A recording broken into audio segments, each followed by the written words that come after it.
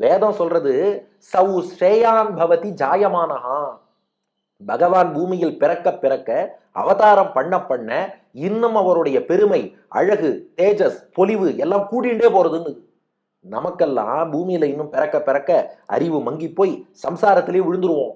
பெருமாள் பூமியில் பிறக்க பிறக்க தேஜஸ் கூடுறதான். என்ன காரணம்னா அவர் தனக்காக பிறக்கல, கர்மாவினால் பிறக்கல, கருணையால் பிறக்கிறார். நமக்காக வடிவங்கள் எடுக்கிறார், எடுத்து பல பக்தர்களை ரட்சிக்கிறார், ஆனந்தப்படுறார்.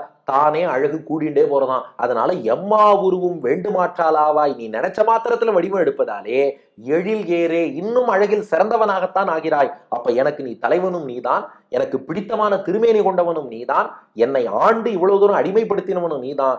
எத்தனை வடிவங்கள் எடுத்தாலும் அழகும் குறையாது. அதனால என்னை நீ காப்பாற்றியே தீர வேண்டும்னார். இன்னும் பெருமாள் கண்ணை திறக்க மாட்டேங்கிறார். உடனே பாட்டின் அடுத்த 2 அடிகள்ல ஆழ்வார் சொல்றார், கும்பகோணத்துல உள்ள எல்லா பொய்கையில் பூத்த எல்லா தாமரைகளும் மலர்ந்து விட்டன.